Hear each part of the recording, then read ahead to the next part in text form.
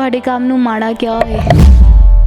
ਵਾਕਿਆ ਹੀ ਅੱਜ ਕੱਲ੍ਹ ਦੇ ਜ਼ਮਾਨੇ ਵਿੱਚ ਕਿਸੇ ਵਾਸਤੇ ਮੰਗਣਾ ਬਹੁਤ ਹੀ ਜ਼ਿਆਦਾ ਵੱਡੀ ਗੱਲ ਹੈ। ਇਹ ਮੈਡਮ ਜੀ ਮੇਰੇ ਕੋਲ ਸਮਾਂ ਬਿਲਕੁਲ ਨਹੀਂ ਜੇ ਹੈਗਾ ਵੀ। ਸੇਵਾ ਕਹਿਣਾ ਸੌਖਾ ਆ ਪਰ ਕਰਨੀ ਬਹੁਤ ਔਖੀ ਆ। ਕਦੀ ਹੋਇਆ ਕਿ ਕਿਸੇ ਨੇ ਕੋਈ ਤੁਹਾਨੂੰ ਤੁਹਾਡੀ ਆਲੋਚਨਾ ਕੀਤੀ ਹੋਏ? ਉਸ ਟਾਈਮ ਤੇ ਤੁਹਾਨੂੰ ਵੀ ਪਤਾ ਜਦੋਂ ਇਦਾਂ ਦਾ ਬੰਦੇ ਦਾ ਹਾਲਾਤ ਹੋ ਜੇ ਇੱਕ ਆਸ ਛੱਡ ਜਾਂਦਾ ਬੰਦਾ। ਸਬਰ ਇੱਕ ਇਹੋ ਜਿਹੀ ਸਵਾਰੀ ਹੈ ਜਿਹੜੀ ਆਪਣੇ ਸਵਾਰ ਨੂੰ ਕਦੇ ਡਿੱਗਣ ਨਹੀਂ ਦਿੰਦੀ, ਨਾ ਕਿਸੇ ਦੀਆਂ ਨਜ਼ਰਾਂ ਵਿੱਚ ਨਾ ਕਿਸੇ ਦੇ ਕਦਮਾਂ ਵਿੱਚ। ਜਿਵੇਂ ਕਿ ਤੁਸੀਂ ਜਾਣਦੇ ਹੋ ਹਰ ਵਾਰੀ ਤੁਹਾਡੀ ਮੁਲਾਕਾਤ ਬਹੁਤ ਹੀ ਇੰਟਰਸਟਿੰਗ, ਬਹੁਤ ਹੀ ਟੈਲੈਂਟਡ, ਬਹੁਤ ਹੀ ਮਿਹਨਤੀ ਲੋਕਾਂ ਨਾਲ ਕਰਵਾਈ ਦੀ ਹੈ, ਜਿਨ੍ਹਾਂ ਨੇ ਆਪਣੀ ਜ਼ਿੰਦਗੀ ਵਿੱਚ ਬਹੁਤ ਜ਼ਿਆਦਾ ਮਿਹਨਤ ਕੀਤੀ ਹੁੰਦੀ ਹੈ ਅਤੇ ਆਪਣੇ ਟੈਲੈਂਟ ਸਦਕਾ ਕੋਈ ਨਾ ਕੋਈ ਮੁਕਾਮ ਹਾਸਲ ਕੀਤਾ ਹੁੰਦਾ ਹੈ। ਅੱਜ ਵੀ ਅਸੀਂ ਤੁਹਾਡੀ ਮੁਲਾਕਾਤ ਕਰਵਾਉਣ ਜਾ ਰਹੇ ਹਾਂ ਇੱਕ ਬਹੁਤ ਹੀ ਮਿਹਨਤੀ ਆਰਟਿਸਟ ਨਾਲ, ਜਿਨ੍ਹਾਂ ਨੇ ਹੁਣ ਤੱਕ ਕਈ ਸਾਰੇ ਸੌਂਗਸ ਕੀਤੇ ਨੇ। ਉਹ ਜੀਸਸ ਕ੍ਰਾਈਸਟ ਦੇ ਬਹੁਤ ਵੱਡੇ ਭਗਤ ਨੇ ਅਤੇ ਜ਼ਿਆਦਾਤਰ ਉਹਨਾਂ ਦੀ ਤਾਰੀਫ ਵਿੱਚ ਹੀ ਗਾਉਂਦੇ ਨੇ। ਉਹਨਾਂ ਦਾ ਨਾਮ ਹੈ ਮਸਤਾਨ ਸਿੰਘ ਭੱਟੀ ਜੀ। ਆਓ ਉਹਨਾਂ ਨਾਲ ਗੱਲਬਾਤ ਕਰਦੇ ਹਾਂ ਅਤੇ ਉਹਨਾਂ ਦੀ ਜ਼ਿੰਦਗੀ 'ਤੇ ਬਹੁਤ ਸਾਰੇ ਇੰਟਰਸਟਿੰਗ ਫੈਕਟ ਜਾਣਦੇ ਹਾਂ। ਸਤਿ ਸ਼੍ਰੀ ਅਕਾਲ ਸਰ। ਸਤਿ ਸ਼੍ਰੀ ਅਕਾਲ ਜੀ। ਕਿਵੇਂ ਹੋ ਸਰ ਤੁਸੀਂ? ਹਾਂਜੀ ਠੀਕ ਠਾਕ ਮੈਡਮ। ਸਭ ਤੋਂ ਪਹਿਲਾਂ ਤਾਂ ਜਿਵੇਂ ਮੈਂ ਇੰਟਰੋ ਵਿੱਚ ਹੀ ਕਿਹਾ ਕਿ ਤੁਸੀਂ ਬਹੁਤ ਹੀ ਵਧੀਆ ਸਿੰਗਰ ਹੋ, ਅਤੇ ਮੈਂ ਚਾਹਾਂਗੀ ਕਿ ਤੁਸੀਂ ਜਿਹੜੀ ਸ਼ੁਰੂਆਤ ਆ ਉਹ ਕੁਝ ਸੁਣਾ ਕੇ ਕਰ ਦਿਓ, ਕਿਉਂਕਿ ਤੁਹਾਡੀ ਆਵਾਜ਼ ਨਾਲ ਜੇ ਸ਼ੁਰੂਆਤ ਹੋ ਜੇ ਤਾਂ ਬਹੁਤ ਹੀ ਸੋਹਣਾ ਲੱਗੇਗਾ। ਠੀਕ ਹੈ। ਸਭ ਤੋਂ ਪਹਿਲਾਂ ਕਿ ਆਪਾਂ ਪਰਮੇਸ਼ਰ ਦੀ ਵਡਿਆਈ ਕਰਦੇ ਇੱਕ ਭਜਨ ਦੇ ਦੁਆਰਾ, ਉਸ ਪਰਮੇਸ਼ਰ ਦੀ ਕਿ ਜਿਸ ਪਰਮੇਸ਼ਰ ਨੇ ਸਾਨੂੰ ਜੀਵਨ ਦਿੱਤਾ ਉਹਦੀ ਵਡਿਆਈ ਕਰਦੇ ਹਾਂ ਇੱਕ ਭਜਨ ਦੇ ਮੁਤਾਬਕ। ਪਹਿਲੇ ਤੂੰ ਨਾ ਕਰ ਚਿੰਤਾ ਚਿੰਤਾ ਮੈਂ ਤਾਂ ਤੇਰੀ ਕਰਦਾ ਹਾਂ, ਹਰ ਵੇਲੇ ਨਾਲ ਮੈਂ ਤੇਰੇ ਤੋਂ ਤੇ ਐਵੇਂ ਡਰਦਾ ਹਾਂ। ਸਦਾ ਫੜ ਕੇ ਰੱਖੂੰ ਮੈਂ ਤੇਰੀ ਬਾਂਹ, ਮੈਂ ਤੇਰਾ ਜਿੰਦਾ ਯਹੋਵਾ ਹਾਂ, ਮੈਂ ਤੇਰਾ ਜਿੰਦਾ ਯਹੋਵਾ ਹਾਂ, ਮੈਂ ਤੇਰਾ ਜਿੰਦਾ ਯਹੋਵਾ ਹਾਂ। ਵੈਰੀ ਨਾਈਸ ਸਰ, ਬਹੁਤ ਹੀ ਵਧੀਆ। ਅਤੇ ਜਿਹੜੇ ਤੁਹਾਡੇ ਜ਼ਿਆਦਾਤਰ ਗਾਣੇ ਆ ਉਹ ਰੱਬ ਦੀ ਤਾਰੀਫ ਵਿੱਚ ਹੀ ਨੇ, ਅਤੇ ਜਿਹੜਾ ਇਹ ਰੱਬ ਨਾਲ ਪਿਆਰ ਆ, ਵਿਸ਼ਵਾਸ ਆ, ਇਹ ਕਦੋਂ ਇੰਨਾ ਜ਼ਿਆਦਾ ਡਿਵੈਲਪ ਹੋਇਆ, ਇੰਨਾ ਜ਼ਿਆਦਾ ਖੁੱਲ੍ਹ ਕੇ ਆਇਆ? ਤੁਹਾਨੂੰ ਯਾਦ ਆ ਕੋਈ ਪਰਟੀਕੂਲਰ ਟਾਈਮ ਜਦੋਂ ਤੁਹਾਨੂੰ ਯਾਦ ਹੋਵੇ ਕਿ ਇਸ ਟਾਈਮ 'ਤੇ ਮੈਨੂੰ ਰੱਬ 'ਤੇ ਬਹੁਤ ਹੀ ਜ਼ਿਆਦਾ ਵਿਸ਼ਵਾਸ ਜਿਹੜਾ ਮੇਰਾ ਉਹ ਪੈਦਾ ਹੋਣਾ ਸਟਾਰਟ ਹੋ ਗਿਆ ਸੀ? ਹਾਂਜੀ, ਜਦੋਂ ਮੈਂ ਚਰਚ ਵਿੱਚ ਗਿਆ, ਇਸ ਗੱਲ ਨੂੰ ਕੁਛ ਹੋ ਗਏ ਹੋਣੇ ਆ, ਤਕਰੀਬਨ 8 ਕੁ ਸਾਲ ਹੋ ਗਏ ਹੋਣੇ ਆ। ਮੈਂ ਚਰਚ 'ਚ ਗਿਆ, ਮੈਂ ਸਤਸੰਗ ਵਿੱਚ ਬੈਠਾ, ਪਿੱਛੇ ਜੇ ਬੈਠ ਗਿਆ ਔਰ ਬਹੁਤ ਵਾਰੀ ਜਾਂਦਾ ਰਿਹਾ, ਹਰ ਐਤਵਾਰ ਜਾਂਦਾ ਰਿਹਾ। ਉਹ ਜਿਹੜੇ ਪਾਸਟਰ ਸਾਹਿਬ ਸੀ ਸਾਡੇ, ਉਹਨਾਂ ਨੇ ਸਾਨੂੰ ਬਾਈਬਲ ਖੋਲ੍ਹ ਕੇ ਵਚਨ ਪੜ੍ਹ ਕੇ ਦੱਸਣਾ, ਉਹਨਾਂ ਬੜੇ ਤਰੀਕੇ ਦੇ ਨਾਲ ਸਾਨੂੰ ਵਚਨਾਂ ਨੂੰ ਸਮਝਾਉਣਾ। ਅਸੀਂ ਉਹਨਾਂ ਵਚਨਾਂ ਨੂੰ ਸਿੱਖਦੇ ਰਹੇ। ਅਸੀਂ ਕਾਫੀ ਜ਼ਿਆਦਾ ਵਚਨ ਸਿੱਖੇ। ਔਰ ਜਦੋਂ ਚਰਚ ਵਿੱਚ ਕੁੜੀਆਂ ਮੁੰਡੇ ਗੀਤ ਬੋਲਦੇ ਸੀ, ਭਜਨ ਬੋਲਦੇ ਸੀ, ਇੱਕ ਦਿਨ ਮੇਰੇ ਵੀ ਮਨ ਦੇ ਵਿੱਚ ਭਾਵਨਾ ਉੱਠੀ ਕਿ ਮੈਂ ਵੀ ਪਰਮੇਸ਼ਰ ਦੀ ਵਡਿਆਈ ਦੇ ਵਾਸਤੇ ਭਜਨ ਗਾਵਾਂ। ਔਰ ਬੰਦਾ ਕੁਛ ਕਰ ਨਹੀਂ ਸਕਦਾ ਜੇ ਪਰਮਾਤਮਾ ਨਾ ਚਾਹੇ, ਤੇ ਜੇ ਪਰਮਾਤਮਾ ਚਾਹੇ ਤਾਂ ਸਭ ਕੁਛ ਬੰਦਾ ਕਰ ਸਕਦਾ ਹੈ। ਔਰ ਮੈਂ ਇੱਕ ਦਿਨ ਰੋਜ਼ਾ ਰੱਖ ਕੇ ਸਤਸੰਗ ਵਿੱਚ ਪਿੱਛੇ ਜੇ ਬੈਠ ਗਿਆ, ਔਰ ਜਿਹੜੇ ਸਾਡੇ ਪਾਸਟਰ ਸਾਹਿਬ ਉਹਨਾਂ ਦੇ ਦੁਆਰਾ ਪਰਮਾਤਮਾ ਦੇ ਵੱਲੋਂ ਆਵਾਜ਼ ਆਈ ਕਿ ਕੋਈ ਬੰਦਾ ਭਾਈ ਸਤਸੰਗ ਵਿੱਚ ਬੈਠਾ ਆ ਕਿ ਉਹ ਗੀਤ ਬੋਲਣਾ ਚਾਹੁੰਦਾ ਆ ਮੇਰੀ ਵਡਿਆਈ ਦੇ ਵਾਸਤੇ। ਔਰ ਇਹ ਆਵਾਜ਼ ਪਰਮਾਤਮਾ ਦੇ ਵੱਲੋਂ ਮੈਨੂੰ ਉਹ ਸਾਡੇ ਪਾਸਟਰ ਸਾਹਿਬ ਦੇ ਦੁਆਰਾ ਆਈ, ਅਤੇ ਉਸ ਤੋਂ ਅੱਗੇ ਪਰਮੇਸ਼ਰ ਨੇ ਮੈਨੂੰ ਭਜਨ ਲਿਖਣੇ ਦੱਸੇ ਔਰ ਭਜਨ ਗਾਉਣੇ ਵੀ ਦੱਸੇ। ਉਸ ਤੋਂ ਅੱਗੇ ਚੱਲਦੇ ਰਹੇ ਅਤੇ ਪਰਮੇਸ਼ਰ ਦੀ ਕਿਰਪਾ ਹੋਰ ਹੁੰਦੀ ਰਹੀ, ਵੱਧਦੀ ਗਈ ਪਰਮੇਸ਼ਰ ਦੀ ਕਿਰਪਾ। ਜਿੱਦਾਂ ਵੀ ਆਪਾਂ ਰੱਬ ਦੇ ਵਿੱਚ ਵੱਧਦੇ ਹਾਂ ਅਤੇ ਪਰਮੇਸ਼ਰ ਸਾਡੇ 'ਤੇ ਕਿਰਪਾ ਕਰੀ ਜਾਂਦਾ। ਔਰ ਬਾਈਬਲ ਦੇ ਵਿੱਚ ਲਿਖਿਆ ਆ ਕਿ ਕੋਈ ਵੀ ਇਨਸਾਨ ਮੇਰੇ ਵੱਲ 1 ਕਦਮ ਚੱਲ ਕੇ ਆਉਂਦਾ ਅਤੇ ਮੈਂ ਉਹਦੇ ਅਗਲਵਾਂਢੀ 10 ਕਦਮ ਚੱਲ ਕੇ ਆਉਣਾ ਉਹਨੂੰ ਮਿਲਣ ਵਾਸਤੇ। ਇਸੇ ਤਰ੍ਹਾਂ ਅਸੀਂ ਪਰਮੇਸ਼ਰ ਦੇ ਵਚਨਾਂ ਦੇ ਮੁਤਾਬਕ ਪਰਮੇਸ਼ਰ ਦੇ ਵਿੱਚ ਵਧਦੇ ਗਏ ਅਤੇ ਪਰਮੇਸ਼ਰ ਦੀ ਸਾਡੇ 'ਤੇ ਬਹੁਤ ਹੀ ਕਿਰਪਾ ਹੁੰਦੀ ਰਹੀ। ਪਰਮੇਸ਼ਰ ਦੀ ਕਿਰਪਾ ਦੇ ਨਾਲ ਭਜਨ ਵੀ ਕਾਫੀ ਲਿਖੇ ਆ ਔਰ ਰਿਕਾਰਡਿੰਗ ਮਤਲਬ 3 ਭਜਨ ਰਿਕਾਰਡਿੰਗ ਹੋਏ ਆ ਅੱਜ ਤੱਕ। ਇੱਕ ਰਿਕਾਰਡਿੰਗ ਹੋਇਆ ਆ ਕਿ ਸਾਡੇ ਪਿੰਡ ਦਾ ਮੁੰਡਾ ਸੀ, ਉਹ ਕਹਿੰਦਾ ਭਾਜੀ ਮੈਨੂੰ ਗੀਤ ਦਿਓ। ਉਸ ਨੂੰ ਗੀਤ ਲਿਖ ਕੇ ਦਿੱਤਾ ਆ, ਉਸ ਨੇ ਰਿਕਾਰਡਿੰਗ ਕਰਵਾਇਆ। ਯਾਨੀ ਕਿ 4 ਗੀਤ ਮਤਲਬ ਅੱਜ ਤੱਕ ਹੋਏ ਆ, 5ਵਾਂ ਵੀ ਮਤਲਬ ਜਲਦੀ ਹੀ ਹੋ ਰਿਹਾ। ਅਤੇ ਇਸੇ ਤਰ੍ਹਾਂ ਜਦੋਂ ਆਪਾਂ ਸਤਸੰਗ ਵਿੱਚ ਬੈਠਦੇ ਹਾਂ, ਉਹ ਦੂਜਿਆਂ ਨੂੰ ਵੇਖਦੇ ਹਾਂ, ਅਤੇ ਸਾਡੇ ਦਿਲ ਦੇ ਵਿੱਚ ਵਿਸ਼ਵਾਸ ਆਉਂਦਾ ਹੈ, ਇੱਕ ਸ਼ੌਂਕ ਆਉਂਦਾ ਕਿ ਅਸੀਂ ਵੀ ਇਸ ਤਰ੍ਹਾਂ ਮਤਲਬ ਕਰ ਸਕੀਏ, ਜਿੱਦਾਂ ਕੋਈ ਗਾ ਰਿਹਾ ਆ ਅਤੇ ਅਸੀਂ ਵੀ ਪਰਮੇਸ਼ਰ ਦੀ ਇਬਾਦਤ ਦੇ ਲਈ ਗਾਈਏ। ਇਸੇ ਤਰ੍ਹਾਂ ਹੀ ਮੇਰਾ ਵੀ ਵਿਸ਼ਵਾਸ ਸਤਸੰਗ ਵਿੱਚ ਜਾ ਕੇ ਹੀ ਬਣਿਆ ਆ। ਤੇ ਜਿਵੇਂ ਤੁਸੀਂ ਦੱਸਿਆ ਕਿ ਤੁਹਾਡੇ ਜਿਹੜੇ 3 ਗਾਣੇ ਆ ਉਹ ਰਿਕਾਰਡ ਹੋ ਚੁੱਕੇ ਨੇ, ਤੁਹਾਨੂੰ ਯਾਦ ਆ ਜਦੋਂ ਪਹਿਲੀ ਵਾਰੀ ਤੁਸੀਂ ਸਟੂਡੀਓ ਵਿੱਚ ਗਏ ਸੀ, ਉੱਥੋਂ ਦਾ ਜਿਹੜਾ ਐਕਸਪੀਰੀਅੰਸ ਸੀ ਉਹ ਕਿਵੇਂ ਦਾ ਸੀ? ਕਿਉਂਕਿ ਇੱਕ ਆਮ ਆਦਮੀ ਵਾਸਤੇ, ਇੱਕ ਮਜ਼ਦੂਰ ਵਾਸਤੇ ਸਟੂਡੀਓ ਵਿੱਚ ਜਾਣਾ, ਗਾਣਾ ਰਿਕਾਰਡ ਕਰਾਉਣ ਵਾਸਤੇ ਬਹੁਤ ਹੀ ਵੱਡੀ ਗੱਲ ਹੈ, ਅਤੇ ਉਹਦੇ ਵਾਸਤੇ ਤੁਹਾਨੂੰ ਸਲੂਟ ਆ ਕਿ ਤੁਸੀਂ ਕਦੇ ਵੀ ਸੁਪਨੇ ਵੇਖਣੇ ਬੰਦ ਨਹੀਂ ਕੀਤੇ, ਚਾਹੇ ਜਿੱਦਾਂ ਦੇ ਵੀ ਹਾਲਾਤ ਰਹੇ। ਸਾਨੂੰ ਆਪਣਾ ਐਕਸਪੀਰੀਅੰਸ ਦੱਸੋ ਫਸਟ ਟਾਈਮ ਸਟੂਡੀਓ ਵਿੱਚ ਜਾਣ ਦਾ। ਐਕਸਪੀਰੀਅੰਸ ਮੈਡਮ ਜੀ ਇਹ ਆ ਕਿ ਸੁਪਨੇ ਜਦੋਂ ਮਨ ਦੇ ਵਿੱਚ ਪੈਦਾ ਹੁੰਦੇ ਆ, ਪਹਿਲੇ ਵੀ ਮੈਂ ਕਹਿ ਚੁੱਕਾ ਕਿ ਕਿਸੇ ਦੂਜੇ ਵੱਲ ਵੇਖ ਕੇ ਹੀ ਸੁਪਨਾ ਮਨ ਦੇ ਵਿੱਚ ਪੈਦਾ ਹੋ ਜਾਂਦਾ, ਔਰ ਪੈਦਾ ਵੀ ਤਾਂ ਹੁੰਦਾ ਜੇ ਕੋਈ ਬੰਦੇ ਦੀ ਉਨੀਤ ਵੀ ਹੋਵੇ ਚੰਗਾ ਕੰਮ ਕਰਨ ਵਾਸਤੇ। ਜਦੋਂ ਪਹਿਲੀ ਵਾਰ ਅਸੀਂ ਇੱਥੇ ਅੰਮ੍ਰਿਤਸਰ ਦੇ ਵਿੱਚ ਆਏ ਕੰਮ ਕਰ ਰਹੇ, ਅਤੇ ਅਸੀਂ ਇੱਕ ਮੇਰਾ ਸਾਥੀ ਸੀ ਬਲਜੀਤ ਸਿੰਘ, ਉਹਨੇ ਵੀ ਗੀਤ ਕੀਤਾ ਆ, ਉਹ ਵੀ ਰਾਜ ਮਿਸਤਰੀ ਦਾ ਕੰਮ ਕਰਦਾ। ਸਾਡੀ ਦੋਵਾਂ ਦੀ ਸਲਾਹ ਬਣ ਗਈ, ਉਹ ਵੀ ਗੀਤ ਲਿਖਦਾ ਸੀ। ਅਸੀਂ ਆਖਿਆ ਚਲੋ ਕੋਈ ਸਟੂਡੀਓ ਲੱਭੀਏ ਕਿ ਜਿੱਥੇ ਆਪਾਂ ਗੀਤ ਰਿਕਾਰਡਿੰਗ ਕਰਵਾ ਸਕੀਏ। ਅਤੇ ਅਸੀਂ ਨਾ ਸਾਈਕਲ 'ਤੇ ਅਸੀਂ ਪੂਰੀ ਦਿਹਾੜੀ ਕੰਮ ਕੀਤਾ। ਅਸੀਂ ਸਾਈਕਲ 'ਤੇ ਫਿਰ ਸ਼ਾਮ ਨੂੰ ਛੁੱਟੀ ਦੇ ਵੇਲੇ ਅਸੀਂ ਸਟੂਡੀਓ ਦੀ ਖੋਜ ਕੀਤੀ, ਲੱਭਦੇ ਗਏ ਅਤੇ ਵਾਹਵਾ 4-5 ਸਟੂਡੀਓ ਅਸੀਂ ਲੱਭੇ। ਉਹਨਾਂ ਨੇ ਸਾਡੇ ਕੋਲ ਪੈਸੇ ਬਹੁਤ ਮੰਗੇ, ਅਤੇ ਉਹਨਾਂ ਨੇ ਹਜ਼ਾਰਾਂ ਨਾਲ ਪੈਸੇ ਮੰਗੇ। ਅਸੀਂ ਪੈਸੇ ਦੇਣੇ ਸੀ ਕੋਈ 2-3 ਹਜ਼ਾਰ ਰੁਪਇਆ, ਅਤੇ ਅਸੀਂ ਤਾਂ ਇੰਨੇ ਕੁ ਹੈਗੇ ਹਾਂ ਕਿਉਂਕਿ ਆਪਣੀ ਔਕਾਤ ਦੇ ਹਿਸਾਬ ਨਾਲ ਬੰਦਾ ਚੱਲਦਾ, ਜਿੰਨੇ ਜੇਬ ਵਿੱਚ ਪੈਸੇ ਹੋਣੇ ਉਹ ਬੰਦਾ ਉਨੇ ਦਾ ਸੌਦਾ ਖਰੀਦਦਾ। ਅਤੇ ਅਸੀਂ ਇਸੇ ਤੋਂ ਉਹਨਾਂ ਨੇ ਸਾਨੂੰ ਹਜ਼ਾਰਾਂ ਨਾਲ ਪੈਸੇ ਦੱਸੇ, ਅਤੇ ਸਾਡਾ ਤਾਂ ਦਿਲ ਘਬਰਾ ਗਿਆ। ਅਸੀਂ ਕਿਹਾ ਕਿ ਨਹੀਂ, ਇਹ ਸਾਡੇ ਵੱਸ ਦੀ ਗੱਲ ਨਹੀਂ ਹੈਗੀ, ਵੀ ਅਸੀਂ ਇਹ ਕੰਮ ਨਹੀਂ ਕਰ ਸਕਦੇ। ਉਹ ਦੂਜਾ ਬੰਦਾ ਵੀ ਕਹਿੰਦਾ। ਮੈਂ ਕਿਹਾ ਚਲੋ ਕੋਈ ਗੱਲ ਨਹੀਂ ਆ, ਆਪਾਂ ਅਰਦਾਸ ਤਾਂ ਕਰ ਸਕਦੇ ਨਾ ਪਰਮਾਤਮਾ ਦੇ ਅੱਗੇ, ਜੇ ਇਹ ਕੰਮ ਨਹੀਂ ਕਰ ਸਕਦੇ, ਜੇ ਪੈਸੇ ਨਹੀਂ ਹੈਗੇ ਤਾਂ ਪਰਮੇਸ਼ਰ ਤਾਂ ਹੈਗਾ ਹੀ ਆ ਸਾਡੇ ਕੋਲ। ਉਹ ਪਰਮੇਸ਼ਰ ਕਹਿੰਦਾ ਕਿ ਮੰਗੋ ਦਿੱਤਾ ਜਾਏਗਾ, ਖੜਕਾਓ ਅਤੇ ਖੋਲ੍ਹਿਆ ਜਾਏਗਾ, ਢੂੰਢ ਤੇ ਲੱਭ ਜਾਏਗਾ। ਜਦੋਂ ਅਰਦਾਸ ਵਿੱਚ ਬੈਠਾ ਅਤੇ ਮੈਂ ਕਿਹਾ ਪਰਮੇਸ਼ਰ, ਇਹ ਗੀਤਾਂ ਨੂੰ ਮੈਂ ਰਿਕਾਰਡਿੰਗ ਨਹੀਂ ਕਰਵਾ ਸਕਦਾ, ਜੇ ਤੁਸੀਂ ਚਾਹੋ ਤਾਂ ਤੁਸੀਂ ਕਰਵਾ ਸਕਦੇ ਜੇ, ਤੁਸੀਂ ਇੰਤਜ਼ਾਮ ਪੈਸੇ ਦਾ ਵੀ ਕਰ ਸਕਦੇ ਜੇ, ਔਰ ਹੋਰ ਵੀ ਬਹੁਤ ਇੰਤਜ਼ਾਮ ਤੁਸੀਂ ਕਰ ਸਕਦੇ ਜੇ, ਮੇਰੇ ਕੋਲ ਕੁਛ ਨਹੀਂ ਹੋਣਾ ਵੀ। ਔਰ ਇਸ ਤਰ੍ਹਾਂ ਪਰਮੇਸ਼ਰ ਦੇ ਵਚਨ ਨੂੰ ਯਾਦ ਕੀਤਾ, ਅਤੇ ਪਰਮੇਸ਼ਰ ਨੇ ਮੇਰੀ ਅਰਦਾਸ ਨੂੰ ਸੁਣ ਕੇ ਇੰਤਜ਼ਾਮ ਕੀਤਾ। ਅਸੀਂ ਲੱਭਦੇ ਆਏ ਸਟੂਡੀਓ, 'ਤੇ ਭਾਜੀ ਦਲਜੀਤ ਸਿੰਘ ਦੀ ਸਾਨੂੰ ਕਿਸੇ ਨੇ ਖਬਰ ਦਿੱਤੀ। ਅਸੀਂ ਇਹਨਾਂ ਦੇ ਕੋਲ ਆ ਗਏ, ਇਹਨਾਂ ਨੂੰ ਅਸੀਂ ਸਾਰਾ ਆਪਣਾ ਦਿਲ ਦਾ ਹਾਲ ਸੁਣਾਇਆ। ਇਹਨਾਂ ਨੇ ਸਾਡੀਆਂ ਸਾਰੀਆਂ ਗੱਲਾਂ ਬੜੇ ਧਿਆਨ ਨਾਲ ਸੁਣ ਕੇ ਉਹ ਸਾਨੂੰ ਦੱਸਿਆ ਵੀ ਇੰਨੀ ਮਤਲਬ ਤੁਹਾਡਾ ਖਰਚਾ ਲੱਗੇਗਾ। ਅਸੀਂ ਫਿਰ ਇਹਨਾਂ ਦੇ ਅੱਗੇ ਹੱਥ ਜੋੜੇ, ਅਸੀਂ ਕਿਹਾ ਭਾਜੀ ਅਸੀਂ ਸਿੰਗਰ ਨਹੀਂ ਹਾਂ, ਨਾ ਹੀ ਕੋਈ ਮਤਲਬ ਘਰੋਂ ਅਮੀਰ ਹੀ ਹਾਂ, ਅਸੀਂ ਹੈਗੇ ਮਜ਼ਦੂਰ ਲੋਕ। ਇੱਕ ਸਾਡਾ ਮੈਂ ਤਾਂ ਇਹ ਗੱਲ ਕਿਹਾ ਵੀ ਮੇਰਾ ਤਾਂ ਸੁਪਨਾ ਆਇਆ ਕਿ ਜਿੰਨਾ ਚਿਰ ਪਰਮੇਸ਼ਰ ਨੇ ਮੈਨੂੰ ਜੀਵਨ ਦਿੱਤਾ ਆ, ਪਰਮੇਸ਼ਰ ਨੇ ਮੈਨੂੰ ਗੀਤ ਲਿਖਾਏ ਆ, ਅਤੇ ਅਸੀਂ ਚਾਹੁੰਦੇ ਕਿ ਪਰਮੇਸ਼ਰ ਦੀ ਸੇਵਾ ਵਿੱਚ ਗੀਤ ਰਿਕਾਰਡਿੰਗ ਹੋ ਜਾਵੇ। ਅਤੇ ਸਾਡੇ ਕੋਲ ਇੰਨੇ ਪੈਸੇ ਨਹੀਂ ਹੈਗੇ ਵੀ, ਅਤੇ ਅਸੀਂ ਇਹਨਾਂ ਨਾਲ ਸਾਰੀ ਗੱਲਬਾਤ ਕੀਤੀ। ਇਹਨਾਂ ਨੇ ਸਾਡੀ ਸਾਰੀ ਗੱਲ ਧਿਆਨ ਨਾਲ ਸੁਣੀ। ਇਹਨਾਂ ਨੇ ਸਾਨੂੰ ਕਿਹਾ ਕਿ ਚਲੋ ਕੋਈ ਗੱਲ ਨਹੀਂ ਆ, ਜੇ ਤੁਸੀਂ ਸੇਵਾ ਕਰਨੀ ਚਾਹੁੰਦੇ ਜੇ ਤਾਂ ਅਸੀਂ ਵੀ ਸੇਵਾ ਕਰ ਲੈਂਦੇ ਹਾਂ ਜੀਸਸ ਦੀ, ਜਿੰਨੀ ਤੁਸੀਂ ਕਰਦੇ ਜੇ। ਅਤੇ ਕਹਿੰਦੇ ਵੀ ਜੋ ਵੀ ਕੁਛ ਤੁਹਾਡੇ ਕੋਲ ਹੈਗਾ ਤੁਸੀਂ ਉਹ ਹੀ ਦੇ ਦਿਓ ਸੇਵਾ ਦੇ ਵਿੱਚ ਹੀ। ਅਸੀਂ ਉਹਨਾਂ ਨੂੰ ਬਹੁਤ ਘੱਟ ਤੋਂ ਘੱਟ ਖਰਚਾ ਦਿੱਤਾ, ਅਤੇ ਮੈਂ ਇਹਨਾਂ ਦਾ ਵੀ ਭਾਜੀ ਦਲਜੀਤ ਸਿੰਘ ਦਾ ਵੀ ਬਹੁਤ ਧੰਨਵਾਦ ਕਰਦਾ ਕਿ ਜਿਨ੍ਹਾਂ ਨੇ ਇੱਕ ਮਜ਼ਦੂਰ ਨੂੰ ਆਪਣੇ ਨੇੜੇ ਲਾਇਆ। ਨਹੀਂ ਤਾਂ ਅੱਜ ਕੱਲ੍ਹ ਦਾ ਸਮਾਂ ਜਿਹੜਾ ਆ, ਤਗੜੇ ਬੰਦੇ ਦੇ ਨਾਲ ਤਗੜਾ ਬੈਠਦਾ ਆ, ਮਾੜੇ ਬੰਦੇ ਨੂੰ ਤਗੜਾ ਬੰਦਾ ਕੋਲ ਬਿਠਾ ਕੇ ਨਹੀਂ ਸਹੀ ਮਨਵਾਉਂਦਾ।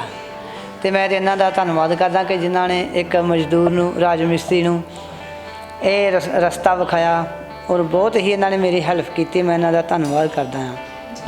ਅਤੇ ਜਿਵੇਂ ਤੁਸੀਂ ਦੱਸਿਆ ਕਿ ਤੁਸੀਂ ਰਾਜ ਮਿਸਤਰੀ ਦਾ ਕੰਮ ਕਰਦੇ ਹੋ, ਇੱਕ ਮਜ਼ਦੂਰ ਹੋ, ਅਤੇ ਇੱਕ ਮਜ਼ਦੂਰ ਆਦਮੀ ਵਾਸਤੇ ਇੰਨੇ ਵੱਡੇ ਵੱਡੇ ਸੁਪਨੇ ਵੇਖਣਾ, ਸਿੰਗਿੰਗ ਲਾਈਨ ਵਿੱਚ ਆਉਣ ਦਾ ਸੁਪਨਾ ਵੇਖਣਾ, ਇਹ ਬਹੁਤ ਹੀ ਵੱਡੀ ਗੱਲ ਹੈ ਤੇ ਬਹੁਤ ਹੀ ਸੋਹਣੀ, ਬਹੁਤ ਹੀ ਪਿਆਰੀ ਜੀ ਗੱਲ ਆ। ਤੁਸੀਂ ਕਦੋਂ ਸੋਚਿਆ ਸੀ ਕਿ ਤੁਸੀਂ ਇੱਕ ਸਿੰਗਰ ਬਣਨਾ? ਮੈਡਮ ਜੀ, ਮੈਂ ਸਿੰਗਰ ਨਹੀਂ ਬਣਨਾ ਚਾਹੁੰਦਾ। ਮੇਰੇ ਮਨ ਦੇ ਵਿੱਚ ਇਹ ਸ਼ੌਂਕ ਆ ਪਰਮੇਸ਼ਰ ਦਾ, ਕਿ ਪਰਮੇਸ਼ਰ ਨੇ ਸਾਨੂੰ ਜ਼ਿੰਦਗੀ ਜਿਹੜੀ ਦਿੱਤੀ ਹੈ ਨਾ, ਇਹ ਜ਼ਿੰਦਗੀ ਦੇ ਵਿੱਚ ਅਸੀਂ ਕੁਛ ਚੰਗੇ ਕੰਮ ਕਰ ਲਈਏ ਜੀਂਦੇ ਜੀ। ਮਰਨ ਤੋਂ ਬਾਅਦ ਪਤਾ ਨਹੀਂ ਕੀ ਹੋਣਾ, ਕੋਈ ਨਹੀਂ ਜਾਣਦਾ। ਤੇ ਇਹੋ ਹੀ ਮੇਰਾ ਸੁਪਨਾ, ਇਹੋ ਹੀ ਮੇਰੇ ਅੰਦਰ ਦੀ ਭਾਵਨਾ, ਦਿਲ ਦੀ ਭਾਵਨਾ ਹੈ ਕਿ ਮੈਂ ਜੀਂਦੇ ਜੀ ਪਰਮਾਤਮਾ ਦੇ ਵਾਸਤੇ, ਪ੍ਰਭੂ ਯਿਸੂ ਮਸੀਹ ਦੇ ਵਾਸਤੇ ਕੁਛ ਨਾ ਕੁਛ ਕਰਕੇ ਜਾਵਾਂ, ਤੇ ਜਿਹੜੇ ਬਾਅਦ ਵਿੱਚ ਮੇਰੇ ਦੁਨੀਆ ਛੱਡਣ ਤੋਂ ਬਾਅਦ 'ਚ ਕੋਈ ਯਾਦ ਕਰੇ ਕਿ ਹਾਂ ਕੋਈ ਬੰਦਾ ਪਰਮੇਸ਼ਰ ਦੇ ਵਾਸਤੇ ਕੁਛ ਕਰਕੇ ਗਿਆ ਆ। ਤੁਹਾਡੀ ਸੋਚ ਬਹੁਤ ਹੀ ਜ਼ਿਆਦਾ ਵਧੀਆ ਹੈ।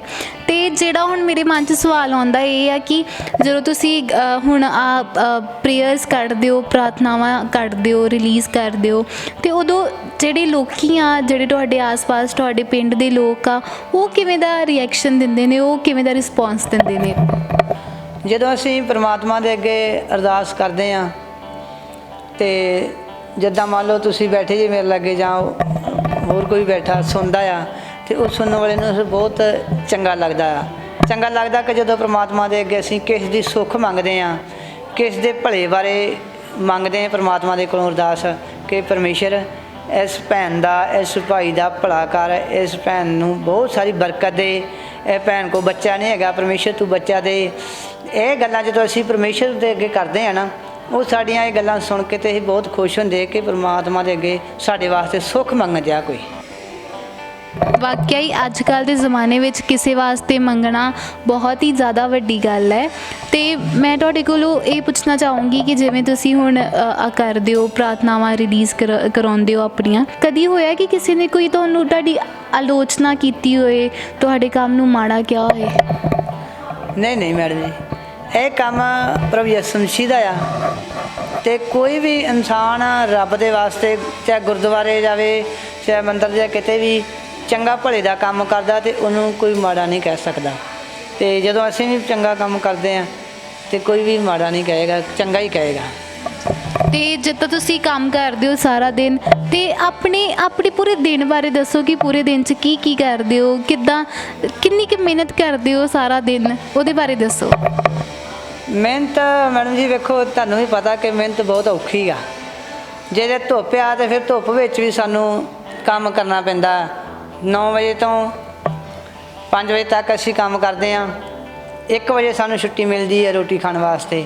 ਫਿਰ ਅਸੀਂ 1 ਘੰਟਾ ਰੈਸਟ ਕਰਦੇ ਹਾਂ 1 ਵਜੇ ਤੋਂ 2 ਵਜੇ ਤੱਕ। 2 ਵਜੇ ਤੋਂ ਫਿਰ ਕੰਮ 'ਤੇ ਲੱਗ ਜਾਂਦੇ ਹਾਂ। ਅਤੇ ਕੰਮ 'ਤੇ ਲੱਗਣ ਦੇ ਕਈ ਵਾਰ ਤਾਂ ਪਰਮੇਸ਼ਰ ਨੇ ਮੈਨੂੰ ਇੰਨਾ ਪਿਆਰ ਦਿੱਤਾ ਆ ਕਿ ਜਦੋਂ ਅਸੀਂ ਗੋ 'ਤੇ ਕੰਮ ਕਰ ਰਹੇ ਹੁੰਦੇ ਨਾ, ਮੰਨ ਲਓ ਅਸੀਂ ਚਿਣਾਈ ਕਰ ਰਹੇ ਹਾਂ ਜਾਂ ਪਲਸਤਰ ਕਰ ਰਹੇ ਹਾਂ, ਅਤੇ ਮੇਰਾ ਖਾਸ ਕਰਕੇ ਮੇਰਾ ਧਿਆਨ ਜਿਹੜਾ ਹੁੰਦਾ ਨਾ, ਉਹ ਪਰਮਾਤਮਾ ਦੇ ਨਾਲ ਲੱਗਾ ਹੁੰਦਾ ਆ। ਅਤੇ ਕੋਈ ਪਤਾ ਨਹੀਂ ਕਿ ਜੋ ਉਸ ਟਾਈਮ ਤੱਕ ਜਦੋਂ ਅਸੀਂ ਗੋ 'ਤੇ ਕੰਮ ਕਰਦੇ ਹੋਈਏ ਅਤੇ ਪਰਮੇਸ਼ਰ ਦੇ ਅਸੀਂ ਭਜਨ ਬੋਲਦੇ ਜਾਣੇ ਆ ਮਨ ਦੇ ਵਿੱਚ, ਅਤੇ ਨਾਲੇ ਅਸੀਂ ਆਪਣੇ ਹੱਥਾਂ ਨਾਲ ਕੰਮ ਕਰੀ ਜਾਂਦੇ ਹਾਂ। ਇਹ ਪੂਰਾ ਦਿਨ ਅਸੀਂ ਤਾਂ ਪਰਮੇਸ਼ਰ ਦੇ ਨਾਮ ਦੇ ਵਿੱਚ ਗੁਜ਼ਾਰਦੇ ਹਾਂ, ਅਤੇ ਨਾਲ ਆਪਣੀ ਮਿਹਨਤ ਦੇ ਵਿੱਚ। ਤੇ ਇਹਦੇ ਵਿੱਚ ਆਪਣੇ ਪੂਰੇ ਦਿਨ ਵਿੱਚ ਜਿੱਥੇ ਤੁਸੀਂ ਇੰਨੀ ਮਿਹਨਤ ਕਰਦੇ ਹੋ, ਤੁਸੀਂ ਦੱਸਿਆ 9 ਤੋਂ 5 ਤੁਸੀਂ ਕੰਮ ਕਰਦੇ ਹੋ, ਤੇ ਇਹਦੇ ਵਿੱਚ ਜਿਹੜਾ ਇਹ ਸਮਾਂ ਹੁੰਦਾ ਹੈ ਰਿਆਜ਼ ਕਰਨ ਦਾ, ਮਿਊਜ਼ਿਕ ਵਾਸਤੇ ਜਿਹੜਾ ਸਮਾਂ ਹੁੰਦਾ ਹੈ, ਇਹ ਕਿੱਦਾਂ ਕੱਢਦੇ ਹੋ? ਇਹ ਮੈਡਮ ਜੀ ਮੇਰੇ ਕੋਲ ਸਮਾਂ ਬਿਲਕੁਲ ਨਹੀਂ ਹੈਗਾ ਵੀ, ਇਸ ਕਰਕੇ ਕਿ ਜਿਹੜਾ ਇੱਕ ਮਜ਼ਦੂਰ ਬੰਦਾ ਹੁੰਦਾ ਨਾ, ਉਹਦਾ ਧਿਆਨ ਇੱਕ ਕੰਮ ਵਿੱਚ ਵੀ ਹੁੰਦਾ ਆ। ਜਦੋਂ ਆਪਾਂ ਕਿਸੇ ਕੋਲੋਂ ਦਿਹਾੜੀ ਲੈਂਦੇ ਹਾਂ, ਮਜ਼ਦੂਰੀ ਲੈਂਦੇ ਹਾਂ, ਅਤੇ ਉਹਨੂੰ ਕੰਮ ਕਰਕੇ ਵੀ ਦੇਣਾ ਹੁੰਦਾ। ਅਤੇ ਅਸੀਂ ਮਤਲਬ ਇੱਦਾਂ ਹੀ ਹੁੰਦਾ ਹੈ ਕਿ ਜਦੋਂ ਮੈਂ ਸਾਈਕਲ 'ਤੇ ਜਾਂਦਾ ਕੰਮ 'ਤੇ, ਅਤੇ ਫਿਰ ਮੰਨ ਲਓ ਰਸਤੇ ਵਿੱਚ ਜਾਂਦਿਆਂ ਪਰਮਾਤਮਾ ਦੇ ਵਚਨਾਂ ਨੂੰ ਯਾਦ ਕਰਕੇ, ਅਤੇ ਅਸੀਂ ਉਹਦਾ ਭਜਨ ਬੋਲਦੇ ਜਾਂਦੇ ਹਾਂ। ਜਦੋਂ ਘਰੋਂ ਨਿਕਲਣਾ ਆ ਕੰਮ ਵੱਲ ਨੂੰ, ਉਦੋਂ ਵੀ ਅਸੀਂ ਭਜਨ ਬੋਲਦੇ ਜਾਣਾ। ਅਤੇ ਸਾਡਾ ਇਹੋ ਹੀ ਰਿਆਜ਼ ਆ, ਸਾਡਾ ਕੋਈ ਖਾਸ ਮਤਲਬ ਟਾਈਮ ਨਹੀਂ ਹੈਗਾ ਕੋਈ। ਮਤਲਬ ਭਜਨ ਬੋਲਣਾ ਹੀ ਤੁਹਾਡਾ ਜਿਹੜਾ ਸਭ ਤੋਂ ਵੱਡਾ ਰਿਆਜ਼ ਹੈ। ਤੇ ਜਿੱਦਾਂ ਹਰ ਇੱਕ ਇਨਸਾਨ ਦੇ ਬਹੁਤ ਜ਼ਿਆਦਾ ਸੁਪਨੇ ਹੁੰਦੇ ਨੇ, ਤੁਹਾਡੇ ਵੀ ਜ਼ਿੰਦਗੀ ਵਿੱਚ ਬਹੁਤ ਸਾਰੇ ਸੁਪਨੇ ਹੋਣਗੇ। ਆਪਣੇ ਸੁਪਨਿਆਂ ਬਾਰੇ ਕੁਝ ਦੱਸੋ ਕਿ ਤੁਹਾਡੇ ਜ਼ਿੰਦਗੀ ਵਿੱਚ ਕੀ ਕੀ ਸੁਪਨੇ ਨੇ? ਸੁਪਨੇ ਤਾਂ ਮੈਡਮ ਜੀ ਤੁਹਾਨੂੰ ਵੀ ਪਤਾ ਕਿ ਇਨਸਾਨ ਦੇ ਮਨ ਦੇ ਵਿੱਚ ਬਹੁਤ ਹੀ ਸੁਪਨੇ ਹੁੰਦੇ ਆ। ਜੇ ਸੁਪਨਾ ਇੱਕ ਪੂਰਾ ਹੋ ਜੇ ਤੇ ਦੂਜਾ ਸੁਪਨਾ ਫਿਰ ਮਤਲਬ ਤਿਆਰ ਹੋਇਆ ਹੁੰਦਾ। ਜੇ ਦੂਜਾ ਪੂਰਾ ਹੋ ਜੇ ਤੀਜਾ ਸੁਪਨਾ ਫਿਰ ਤਿਆਰ ਹੋਇਆ ਹੁੰਦਾ। ਸੁਪਨੇ ਤੇ ਜ਼ਿੰਦਗੀ ਜਾਨੇ ਬੰਦੇ ਦੇ ਨਹੀਂ ਮੁੱਕਦੇ। ਤੇ ਇਹ ਕਹਿੰਦੇ ਆ ਕਿ ਜਿੰਨਾ ਚਿਰ ਵੀ ਇਸ ਧਰਤੀ ਤੇ ਜੀਵਨ ਦੇਣ ਦਿਆ ਪਰਮੇਸ਼ਰ, ਤੇ ਆਪਣੇ ਰੰਗ ਵਿੱਚ ਰੰਗ ਛੱਡੇ ਤੇ ਸਾਡੇ ਕੋਲ ਆਪਣੀ ਇਬਾਦਤ ਕਰਾਈ ਜਾਵੇ। ਇਹੋ ਸੁਪਨਾ ਹੈ ਕਿ ਮੈਂ ਵੱਧ ਤੋਂ ਵੱਧ ਪਰਮੇਸ਼ਰ ਦਾ ਕੰਮ ਕਰ ਸਕਾਂ। ਪਰਮੇਸ਼ਰ ਨੇ ਮੈਨੂੰ ਇਹ ਸੇਵਾ ਦਿੱਤੀ ਆ ਭਜਨ ਲਿਖਣ ਦੀ, ਭਜਨ ਬੋਲਣ ਦੀ। ਮੇਰਾ ਇਹੋ ਸੁਪਨਾ ਆ ਕਿ ਪਰਮੇਸ਼ਰ ਬਹੁਤ ਹੀ ਮੇਰੇ ਕੋਲ ਬੜੀ ਮਤਲਬ ਵੱਖ-ਵੱਖ ਜਗ੍ਹਾ 'ਤੇ ਜਿੱਥੇ ਵੀ ਪਰਮੇਸ਼ਰ ਮੈਨੂੰ ਘੱਲੇ ਅਤੇ ਮੈਂ ਬੜੇ ਜ਼ੋਰ ਨਾਲ, ਬੜੀ ਖੁਸ਼ੀ ਨਾਲ, ਬੜੀ ਰੀਝ ਦੇ ਨਾਲ ਉਸਦੇ ਕੰਮ ਨੂੰ ਪੂਰਾ ਕਰ ਸਕਾਂ। ਇਹੋ ਹੀ ਮੇਰਾ ਸੁਪਨਾ ਹੈ। ਜਿਵੇਂ ਤੁਸੀਂ ਸਰ ਦੱਸਿਆ ਕਿ ਤੁਸੀਂ ਬਹੁਤ ਜ਼ਿਆਦਾ ਡਿਫਰੈਂਟ ਜਗ੍ਹਾ 'ਤੇ ਗਏ ਹੋ, ਅਲੱਗ-ਅਲੱਗ ਜਗ੍ਹਾਵਾਂ 'ਤੇ ਗਏ ਹੋ ਆਪਣੀ ਲਾਈਵ ਪਰਫੋਰਮੈਂਸ ਕਰਨ ਵਾਸਤੇ। ਉੱਥੋਂ ਦਾ ਐਕਸਪੀਰੀਅੰਸ ਦੱਸੋ ਅਤੇ ਨਾਲੇ ਦੱਸੋ ਤੁਸੀਂ ਕਿੱਥੇ ਗਏ ਹੋ। ਸਭ ਤੋਂ ਪਹਿਲਾਂ ਤਾਂ ਮੈਂ ਇੱਥੇ ਆਪਣਾ ਪਿੰਡ ਜਿਹੜਾ ਹੈ ਸਾਡਾ, ਉੱਥੇ ਇੱਕ ਛੋਟਾ ਜਿਹਾ ਚਰਚ ਸੀ, ਉੱਥੇ ਗਈ ਅਤੇ ਭਜਨ ਬੋਲੇ। ਉਸ ਤੋਂ ਬਾਅਦ ਫਿਰ ਮੈਂ ਛਾਟੇ ਵਿੱਚ ਚਰਚ ਸੀ, ਉੱਥੇ ਭਜਨ ਬੋਲੇ। ਉਸ ਤੋਂ ਬਾਅਦ ਮਕਬੂਲਪੁਰੇ ਚਰਚ ਸੀ, ਉੱਥੇ ਭਜਨ ਬੋਲੇ। ਉਸ ਤੋਂ ਬਾਅਦ ਅਸੀਂ ਗੁਰਵਾਲੀ ਪਿੰਡ ਵਿੱਚ ਇਸ ਟਾਈਮ ਰਹਿ ਰਹੇ ਹਾਂ, ਉੱਥੇ ਭਜਨ ਹਰ ਐਤਵਾਰ ਸਾਨੂੰ ਸਮਾਂ ਮਿਲਦਾ ਆ, ਉੱਥੇ ਵੀ ਬੋਲੀ ਦੇ ਆ। ਔਰ ਉਸ ਤੋਂ ਬਾਅਦ ਬੰਗਲੌਰ ਵੀ ਪਰਮੇਸ਼ਰ ਨੇ ਮੇਰਾ ਇੰਤਜ਼ਾਮ ਕੀਤਾ। ਬੰਗਲੌਰ, ਚੇਨਈ, ਤਾਮਿਲਨਾਡੂ, ਇਹਨਾਂ ਤਿੰਨਾਂ ਜਗ੍ਹਾ 'ਤੇ ਪਰਮੇਸ਼ਰ ਨੇ ਮੈਨੂੰ ਖੜਿਆ ਅਤੇ ਉਸ ਤਿੰਨਾਂ ਜਗ੍ਹਾ 'ਤੇ ਹੀ ਭਜਨ ਬੋਲ ਕੇ ਆਏ ਪਰਮੇਸ਼ਰ ਦੀ ਇਬਾਦਤ ਲਈ। ਬਹੁਤ ਵਧੀਆ ਸਰ, ਬਹੁਤ ਹੀ ਜ਼ਿਆਦਾ ਵਧੀਆ। ਅਤੇ ਜਿੱਦਾਂ ਚੇਨਈ ਵਗੈਰਾ ਗਏ ਹੋ ਅਤੇ ਉੱਥੇ ਜਾਂਦੇ ਹੋ ਅਤੇ ਤੁਸੀਂ ਸਿਰਫ ਚਰਚ ਤੱਕ ਹੀ ਜਾਂਦੇ ਹੋ ਜਾਂ ਫਿਰ ਆਸ-ਪਾਸ ਪੂਰਾ ਸ਼ਹਿਰ ਵੀ ਦੇਖਦੇ ਹੋ? ਨਹੀਂ ਮੈਡਮ ਜੀ, ਅਸੀਂ ਚਰਚ ਤੱਕ ਹੀ ਜਾਂਦੇ ਹਾਂ। ਔਰ ਗੱਡੀ ਵਿੱਚ ਚੱਲਦੇ ਤਾਂ ਤੁਹਾਨੂੰ ਪਤਾ ਬੜੀਆਂ ਚੀਜ਼ਾਂ ਨਜ਼ਰ ਆਉਂਦੀਆਂ ਆ, ਪਰ ਬਾਕੀ ਅਸੀਂ ਘੁੰਮਣ ਫਿਰਨ ਨਹੀਂ ਕਿਤੇ ਗਏ ਵੀ, ਕਿਉਂਕਿ ਸਾਡਾ ਮਤਲਬ ਇਹੀ ਹੈ ਕਿ ਅਸੀਂ ਸਤਸੰਗ ਵਿੱਚ ਸਵੇਰੇ ਜਾਣਾ ਆ, ਸਮਾਪਤੀ ਤੋਂ ਬਾਅਦ ਫਿਰ ਅਸੀਂ ਆਪਣੇ ਕਮਰੇ ਵਿੱਚ ਆ ਜਾਣਾ। ਫਾਲਤੂ ਨਹੀਂ ਘੁੰਮਦੇ, ਨਾ ਸਾਨੂੰ ਉਸ ਟਾਈਮ ਆਰਡਰ ਹੀ ਹੁੰਦਾ ਆ, ਟਾਈਮ ਵੀ ਨਹੀਂ ਜੇ ਮਿਲਦਾ ਘੁੰਮਣ ਦਾ। ਹਾਂਜੀ। ਅਤੇ ਜਿਹੜਾ ਤੁਹਾਡਾ ਇਹ ਸੁਭਾਅ ਆ ਜ਼ਮੀਨ ਨਾਲ ਜੁੜੇ ਰਹਿਣ ਵਾਲਾ, ਤੁਹਾਨੂੰ ਲੱਗਦਾ ਕਿ ਇਹ ਸਭ ਕੁਝ ਰੱਬ ਕਰਕੇ ਹੀ ਤੁਹਾਡੇ ਵਿੱਚ ਹੈਗਾ? ਹਾਂਜੀ ਮੈਡਮ ਜੀ, ਇਹ ਬਿਲਕੁਲ ਗੱਲ ਸਹੀ ਆ। ਜੇ ਪਰਮੇਸ਼ਰ ਦੀ ਕਿਰਪਾ ਆ ਅਤੇ ਅੱਜ ਤੱਕ ਅਸੀਂ ਇੰਨਾ ਕੰਮ ਪਰਮੇਸ਼ਰ ਸਾਡੇ ਕੋਲ ਲੈ ਰਿਹਾ ਆ। ਕੋਈ ਇਨਸਾਨ ਆਪਣੀ ਮਰਜ਼ੀ ਨਾਲ ਕੰਮ ਪਰਮੇਸ਼ਰ ਦਾ ਨਹੀਂ ਕਰ ਸਕਦਾ। ਸੇਵਾ ਕਰਨੀ ਤੁਹਾਨੂੰ ਵੀ ਪਤਾ ਬਹੁਤ ਔਖੀ ਆ। ਸੇਵਾ ਕਹਿਣਾ ਸੌਖਾ ਆ, ਪਰ ਕਰਨੀ ਬਹੁਤ ਔਖੀ ਆ। ਇਹ ਪਰਮੇਸ਼ਰ ਦੀ ਕਿਰਪਾ ਆ ਕਿ ਜਿਹੜਾ ਪਰਮੇਸ਼ਰ ਸਾਨੂੰ ਇਹ ਸੇਵਾ ਦਿੱਤੀ ਆ ਅਤੇ ਅਸੀਂ ਉਹਦੀ ਮਿਹਰ ਦੇ ਨਾਲ ਹੀ ਉਸ ਸੇਵਾ ਨੂੰ ਨਿਭਾ ਰਹੇ ਹਾਂ। ਜਿਵੇਂ ਕਿ ਮੈਂ ਦੇਖ ਰਹੀ ਹਾਂ ਤੁਸੀਂ ਬਹੁਤ ਹੀ ਜ਼ਿਆਦਾ ਪੋਜ਼ੀਟਿਵ ਇਨਸਾਨ ਹੋ, ਬਹੁਤ ਹੀ ਖੁਸ਼ ਇਨਸਾਨ ਹੋ, ਪਰ ਹਰ ਇੱਕ ਇਨਸਾਨ ਦੀ ਜ਼ਿੰਦਗੀ ਵਿੱਚ ਕੋਈ ਨਾ ਕੋਈ ਦੁੱਖ ਵੀ ਆਉਂਦਾ ਹੀ ਰਹਿੰਦਾ ਆ।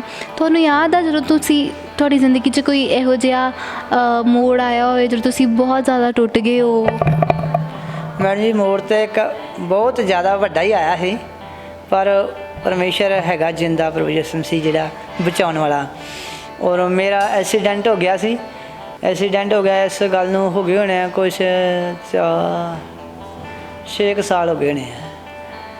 ਅਤੇ ਐਕਸੀਡੈਂਟ ਹੋ ਗਿਆ। ਮੈਂ ਕੰਮ ਤੋਂ ਸ਼ਾਮ ਦੇ ਵੇਲੇ ਘਰ ਜਾ ਰਿਹਾ ਸੀ ਮੋਟਰਸਾਈਕਲ 'ਤੇ, ਮੇਰੇ ਵਿੱਚ ਟਰੈਕਟਰ ਵੱਜ ਗਿਆ ਅਤੇ ਮੇਰੇ ਇਹ ਬਾਂਹ ਇੱਥੋਂ ਟੁੱਟੀ, ਇਹ ਮੋਢਾ ਵੀ ਟੁੱਟਾ, ਇਹ ਅੰਗੂਠਾ ਵੀ ਟੁੱਟ ਗਿਆ, ਇਹ ਮੇਰੀ ਲੱਤ ਵੀ ਟੁੱਟ ਗਈ। ਇਹਦੇ ਵਿੱਚ ਵੀ ਮਤਲਬ ਰਾਟ ਪਿਆ ਆ।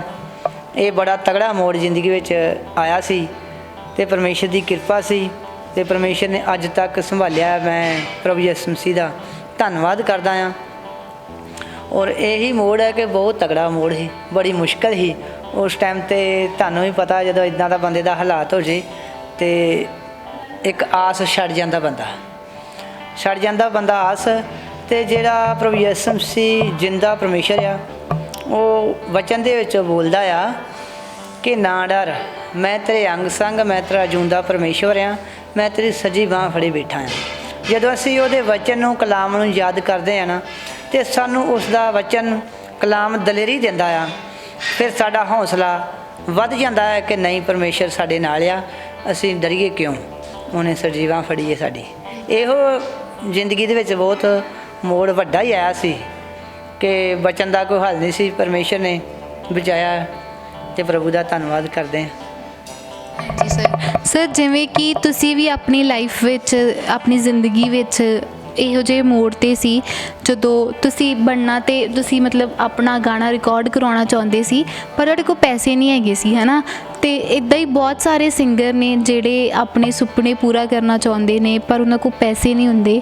ਪਰ ਤੁਸੀਂ ਉਹਨਾਂ ਨੂੰ ਕੀ ਮੈਸੇਜ ਦੇਣਾ ਚਾਹੋਗੇ ਉਹਨਾਂ ਨੂੰ, ਕਿਉਂਕਿ ਤੁਸੀਂ ਆਪ ਬਹੁਤ ਹੀ ਪੋਜ਼ਿਟਿਵ ਇਨਸਾਨ ਹੋ, ਰੱਬ ਨੂੰ ਮੰਨਣ ਵਾਲੇ ਇਨਸਾਨ ਹੋ, ਤੇ ਮੈਂ ਮੰਨਦੀ ਹਾਂ ਕਿ ਤੁਸੀਂ ਬਹੁਤ ਸੋਹਣਾ ਸੁਨੇਹਾ ਦੇ ਸਕਦੇ ਹੋ ਉਹਨਾਂ ਨੂੰ, ਤੇ ਉਹਨਾਂ ਨੂੰ ਕੀ ਸੁਨੇਹਾ ਦੇਣਾ ਚਾਹੋ? ਅੱਛਾ, ਮੈਂ ਤਾਂ ਇਹ ਗੱਲ ਕਹਿਣਾ ਉਹਨਾਂ ਵੀਰਾਂ ਨੂੰ ਕਿ ਜਿਹੜੇ ਸਿੰਗਰ ਬਣਨਾ ਚਾਹੁੰਦੇ ਆ ਔਰ ਉਹਨਾਂ ਕੋਲ ਪੈਸਾ ਨਹੀਂ ਹੈਗਾ, ਤੇ ਮੈਂ ਇਹ ਹੀ ਮੇਰਾ ਸੁਨੇਹਾ ਹੈ ਉਹਨਾਂ ਨੂੰ ਕਿ ਪਰਮੇਸ਼ਰ ਦੇ ਚਰਨੀ ਲੱਗੋ, ਪਰਮਾਤਮਾ ਦੇ ਚਰਨੀ ਲੱਗੋ, ਉਹਦੇ ਅੱਗੇ ਅਰਦਾਸ ਕਰੋ ਕਿ ਉਹੀ ਤੁਹਾਡੀ ਅਰਦਾਸ ਨੂੰ ਸੁਣ ਕੇ ਤੁਹਾਡੇ ਸੁਪਨਿਆਂ ਨੂੰ ਪੂਰਾ ਕਰੇਗਾ। ਬਹੁਤ ਸੋਹਣੀ ਗੱਲ ਕਹੀ ਤੁਸੀਂ। ਤੇ ਜਾਂਦੇ ਜਾਂਦੇ ਜਿਹੜੇ ਤੁਹਾਡੇ ਆਉਣ ਵਾਲੇ ਪ੍ਰੋਜੈਕਟ ਆ, ਆਉਣ ਵਾਲੀਆਂ ਤੁਹਾਡੀਆਂ ਚੀਜ਼ਾਂ ਨੇ, ਉਹਨਾਂ ਬਾਰੇ ਦੱਸੋ। ਜੋ ਪਰਮੇਸ਼ਰ ਦੀ ਕਿਰਪਾ ਦੇ ਨਾਲ ਉਸਦੇ ਭਜਨ ਅੱਗੇ ਮਤਲਬ ਪਹਿਲੇ ਲਿਖੇ ਸੀ, ਰਿਕਾਰਡਿੰਗ ਕਰਵਾਏ ਆ, ਔਰ ਹੁਣ ਵੀ ਜਲਦ ਹੀ ਪਰਮੇਸ਼ਰ ਦੀ ਇਬਾਦਤ ਦੇ ਲਈ ਭਜਨ ਰਿਕਾਰਡਿੰਗ ਕਰਨ ਜਾ ਰਹੇ ਹਾਂ।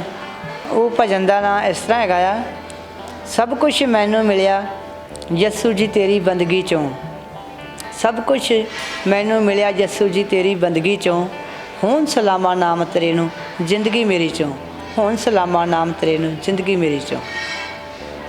ਇਹ ਭਜਨ ਆ ਜੋ ਰਿਕਾਰਡਿੰਗ ਹੋਣ ਜਾ ਰਿਹਾ ਜਲਦੀ। Thank you so much sir, ਤੁਸੀਂ ਆਏ, ਬਹੁਤ ਬਹੁਤ ਸ਼ੁਕਰੀਆ ਤੁਹਾਡਾ। ਤੁਹਾਡੇ ਨਾਲ ਗੱਲਬਾਤ ਕਰਕੇ ਬਹੁਤ ਵਧੀਆ ਲੱਗਾ, ਤੇ ਅਸੀਂ ਤੁਹਾਨੂੰ ਬਹੁਤ ਸਾਰੀਆਂ ਵਿਸ਼ੇਸ ਦਿੰਦੇ ਹਾਂ, ਬਹੁਤ ਸਾਰੀਆਂ ਸ਼ੁਭ ਇੱਛਾਵਾਂ ਦਿੰਦੇ ਹਾਂ ਕਿ ਤੁਸੀਂ ਲਾਈਫ ਵਿੱਚ ਬਹੁਤ ਅੱਗੇ ਜਾਓ ਤੇ ਬਹੁਤ ਜ਼ਿਆਦਾ ਤਰੱਕੀ ਕਰੋ। Thank you so much sir. ਠੀਕ ਹੈ। ਤੇ ਇਹ ਸੀ ਸਾਡੇ ਨਾਲ ਮਸਤਾਨ ਸਿੰਘ ਪੱਟੀ, ਜਿਨ੍ਹਾਂ ਨੇ ਆਪਣੀ ਜ਼ਿੰਦਗੀ ਦੇ ਬਹੁਤ ਸਾਰੇ ਸੋਹਣੇ ਸੋਹਣੇ ਪਲ, ਬਹੁਤ ਸਾਰੀਆਂ ਮੋਟੀਵੇਸ਼ਨਲ ਗੱਲਾਂ ਸਾਡੇ ਨਾਲ ਸ਼ੇਅਰ ਕੀਤੀਆਂ। ਸਾਨੂੰ ਉਹਨਾਂ ਦੀ ਜ਼ਿੰਦਗੀ ਤੋਂ ਕੁਝ ਸਿੱਖਣਾ ਚਾਹੀਦਾ ਹੈ ਕਿ ਉਹਨਾਂ ਨੇ ਆਪਣੀ ਹੱਦ ਨੂੰ ਕਦੇ ਵੀ ਆਪਣੇ ਸੁਪਨਿਆਂ ਵਿੱਚ ਨਹੀਂ ਆਉਣ ਦਿੱਤਾ, ਤੇ ਆਪਣੇ ਸੁਪਨਿਆਂ ਨੂੰ ਪੂਰਾ ਕਰ ਰਹੇ ਨੇ ਪੂਰਾ ਜ਼ੋਰ ਲਾ ਕੇ। ਇਹੋ ਜਿਹੀਆਂ ਹੋਰ ਇੰਟਰਵਿਊਜ਼ ਵੇਖਣ ਵਾਸਤੇ ਸਾਡੇ ਚੈਨਲ ਨਾਲ ਜੁੜੇ ਰਹੋ। Thank you so much.